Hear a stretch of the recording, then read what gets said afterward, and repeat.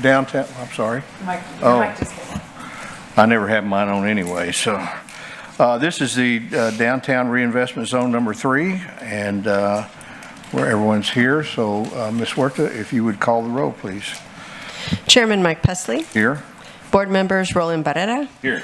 Sylvia Campos. Rudy Garza. Paulette Guajardo. Gil Hernandez.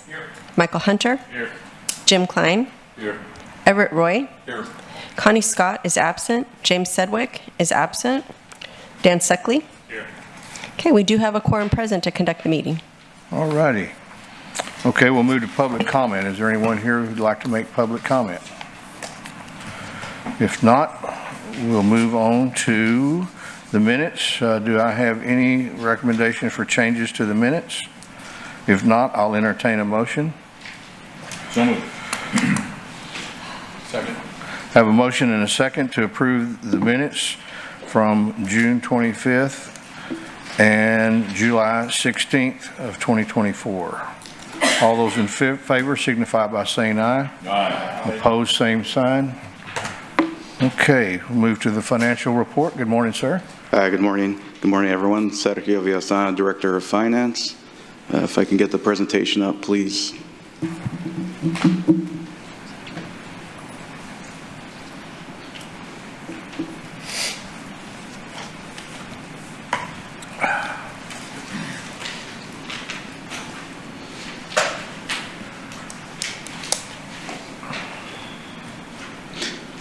Are you all able to see it? There we go.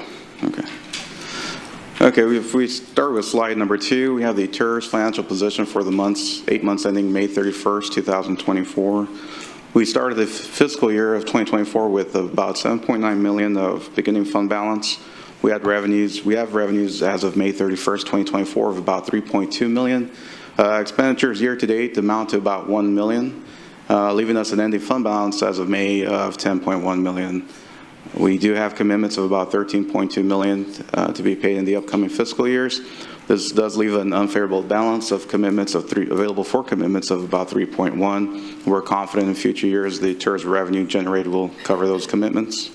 If we turn to the next slide, we have a schedule forecasting amounts available for commitments. We start with the estimated annual revenue averaging about $4 million per fiscal year. We do have current and future incentives ranging from $1 to $5 million per fiscal year. And we estimated about $1.5 million of administrative and other expenses for the upcoming fiscal years. This still does leave you available for commitments of funding of ranging from $6 to about $8 million per fiscal year. The next 6 slides will itemize the commitments for you. I'll go through them at a very high level, and we can always go back and revisit any of the slides if you would like. So we first have the project-specific development commitments, which amount to $4.6 million, ranging from fiscal year 25 through fiscal year 2028. We then have the targeted vacant property improvement commitments amounting to $1.7 million, estimated to be realized in fiscal year 2025. We do have downtown living initiative commitments amounting to about $6.9 million. Ranging from fiscal year 2025 through fiscal year 2028. We have the commercial finish-out commitments as of May 31st amounting to $180,000. Expected most of that to realize in fiscal year 2024 with a minor expense in fiscal year 2025. We have the streetscape and improvement program commitments amounting to about $3.3 million, ranging from fiscal year 2024 through fiscal year 2027. And I believe finally we have the rooftop activation program commitments amounting to $1 million expected to be spent in fiscal year 2025. This concludes my presentation unless there's any questions. Questions, board? Anybody? Okay. That's it. Thank you very much. Thank you. Okay. Understand we'll move on to item F, executive session, and I understand we do have an executive session, so the board will go into executive session on item number 3 per Texas Government Code sections 551.071 and 551.087. We shall return.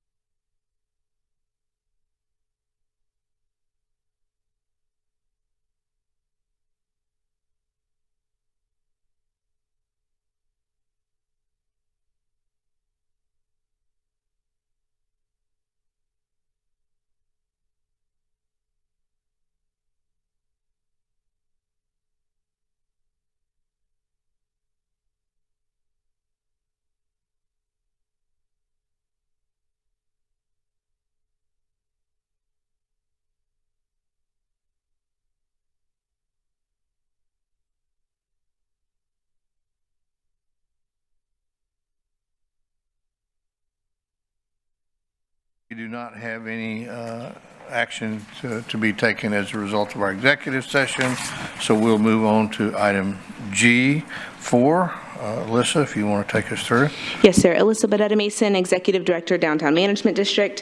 This item is a motion to approve a downtown development agreement with ZJZ Properties for improvements at the property located at 715 North Mesquite Street for a total of incentive amount not to exceed $46,489. We have a presentation here for you. So this is an improvement to the parking lot known as the Caller Times parking lot. The property was recently purchased, and we see an opportunity to put it into use. These parking spaces have not been utilized or accessible by the public for many, many years, so we're very excited that the new property owner is looking to put these into use, because this is a really key location, especially regarding downtown nightlife and different activities that we have through the downtown district. So we're recommending $46,489 from the Streetscape program with a completion date of July 30th of 2025. So this is the current condition of the parking lot at night, and this is primarily the focus of the improvements. You can see it's about an entire city block that is virtually pitch black, with parking spaces that are completely cut off. So again, we really think this is going to be functionally just a very good asset for our operations, and hopefully we can produce some sort of activity for the property owner as well, who recently purchased the property. Okay. Financial activity. Current condition, it's just not kept. It has not been repaved in a long time. There are weeds growing everywhere. You know, the lighting is minimal. Abandoned vehicles. I'm sorry? Abandoned vehicles. Abandoned vehicles. There's one, yeah, there's like a constantly reoccurring kind of homeless camp behind it with one individual. So we think that this is going to be a great improvement. The project concept will be to put lights, pave, stripe, and put security cameras on the property. So that'll enable us to just make sure that we're providing a safe option for parking for downtown patrons. So that is our recommendation. There is a stated standard in our streetscape guidelines and in our utilization of streetscape in order to make this improvement of 0.5 foot candles, so that will be the minimum requirement. But happy to answer any questions.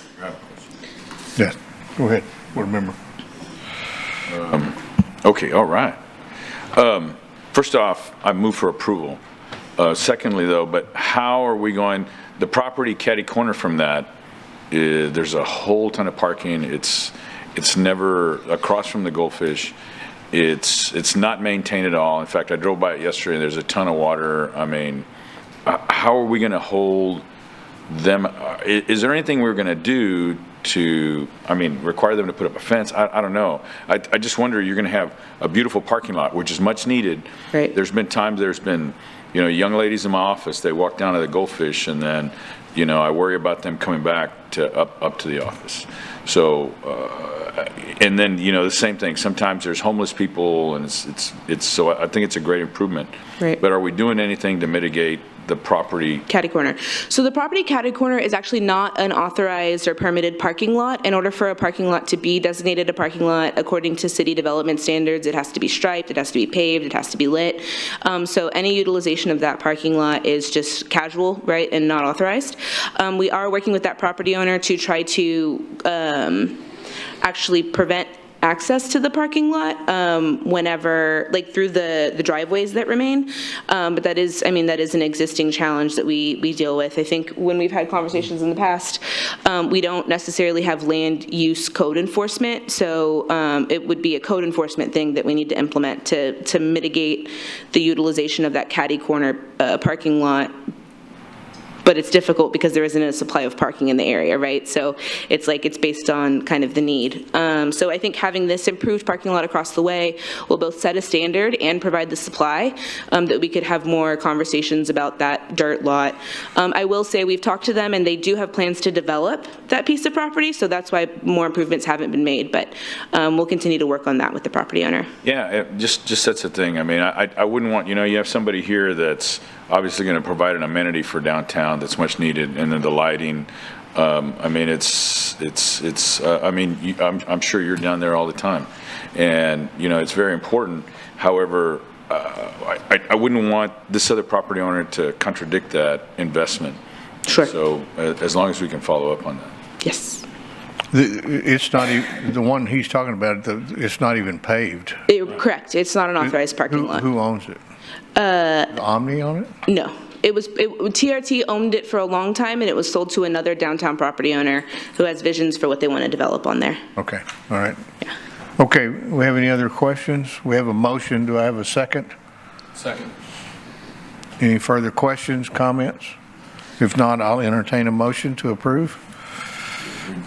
Oh, we So already did the and second motion. approved. Yes, sir. All those in favor signify by saying aye. Aye. Opposed, same sign. Okay, we'll move to item G5. So the next item we have before you is a motion to approve a downtown development agreement with YC Texas Hotel for improvements at the property located at 601 North Water Street for a total incentive amount not to exceed $20,000. This project is at Hotel Aria. You recall you saw this project about 2 months ago, the overall renovation of the hotel itself. We are now looking at one of the first floor leasable tenant spaces that we hope to develop into a locally owned and operated restaurant. So this incentive, it'll cost about $176,000 for the landlord to make it usable for a tenant. Our landlord category of our commercial finish out program enables us to commit $20,000 to the landlord for those improvements, and then we'll be bringing back the tenant at a later point in time in order to solidify that deal. So again, okay. Move to approve. Okay, we have a motion. Second. Motion and a second. Any questions, comments? All those in favor signify by saying aye. Aye. Opposed, same sign. Motion approved. We'll move to item number 6, Alyssa.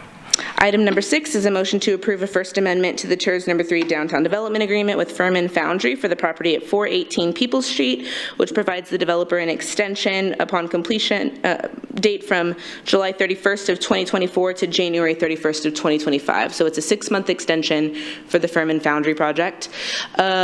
This was approved last year with the completion date of this at the end of this month. Due to supply chain issues, other delays that have been incurred, they are asking for a 6-month extension. So we do have some pictures of the status. We have a motion and a second. Any questions, comments? If not, all those in favor signify by saying aye. Aye. Opposed, same sign.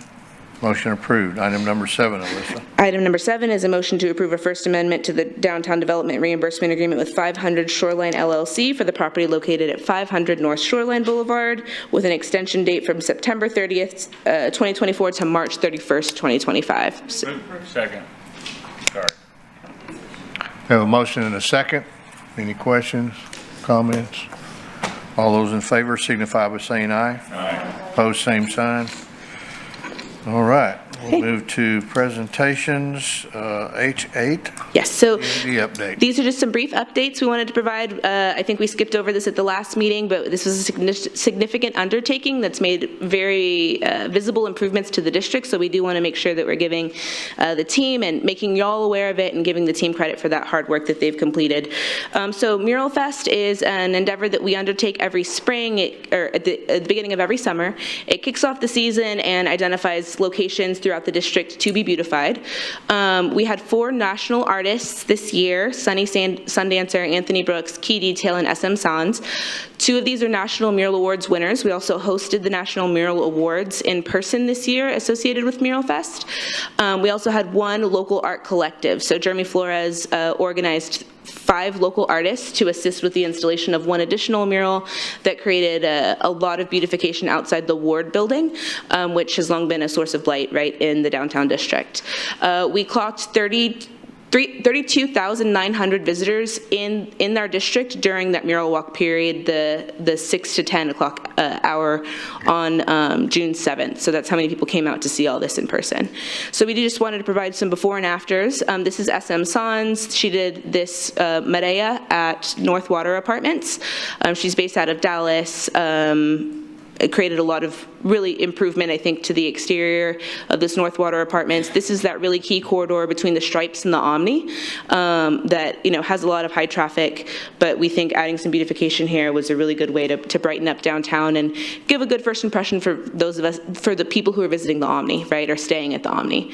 Our next mural was called Temporal Tides by Anthony Brooks. This is actually based on a photograph taken on the Corpus Christi Bay in 1939 that's in the Library of Congress, so we think that that's really special. Anthony is based out of Berlin, Germany, and he went ahead and improved the back of the center theater. So again, just really speaks to the Corpus Christi culture, the history of fishing in our community, and I think also, you know, just reminiscent of that time period in 1939, and has really made a beautiful impact on the side of that building. We next have the Aquatic Enchantress mural by Key Detail. This is on the side of the Akasushi building. He did this entire thing by spray paint. So this is individual cans of spray paint that he provided all of this beautification with. So it includes, you know, a dragon, it's the year of the dragon, and other aquatic details. He's also a National Mural Awards winner, and he won again this year. So it's a really high-end collection of public art that we have in the downtown district now. And then Sunny Sundancer, this is the Wanderer mural. So this,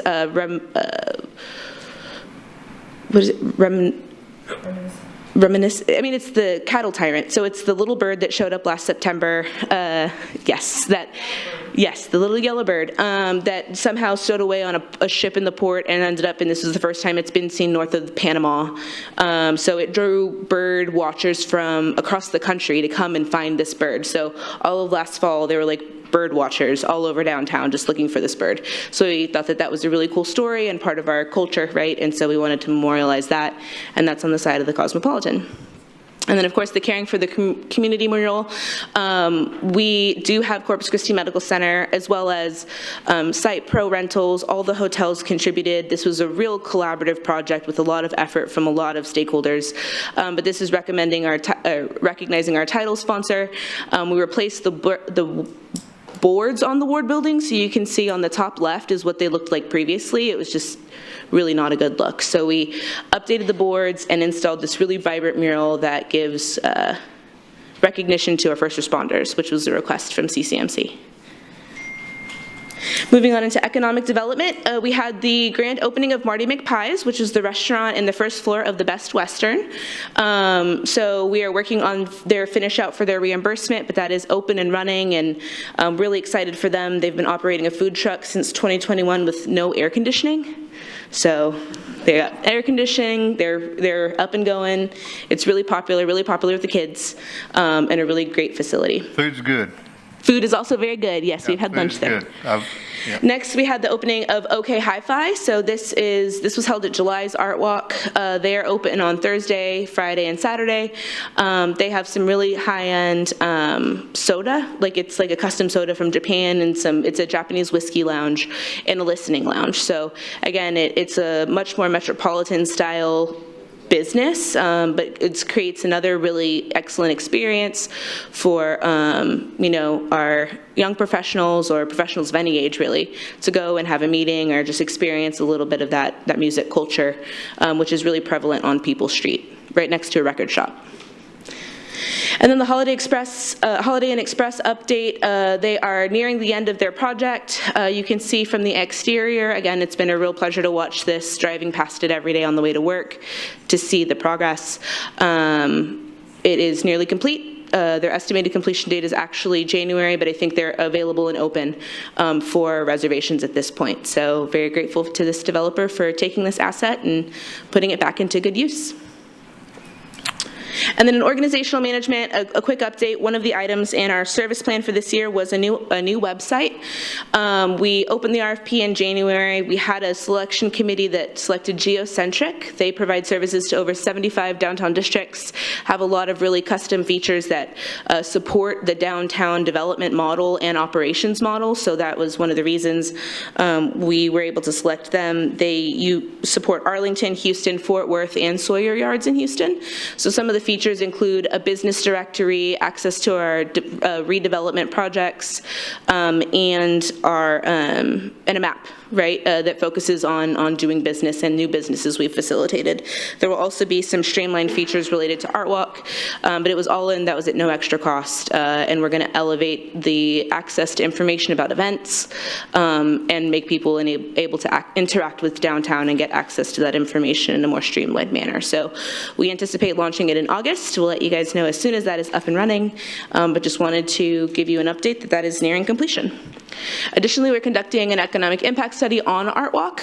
We are bringing over 16,000 people to the Downtown Marina Arts District between the hours of 6 and 10 every first Friday. 16,000. Yeah, they're spending money. So we're looking to quantify that and identify what the impact is. We know it's significant for the businesses, and we think it's really significant for the community as well.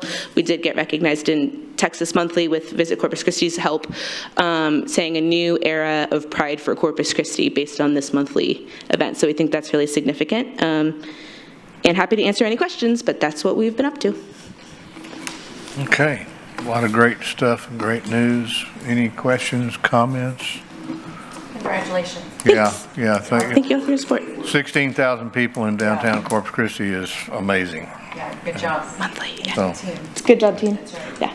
And thank you Okay. for all the support from the board and staff to make it all possible. thank you to everyone. Okay. All right, if there's no further business, we are adjourned. Good job, Chairman. Thank you very much. We got 15 minutes to spare. Yep.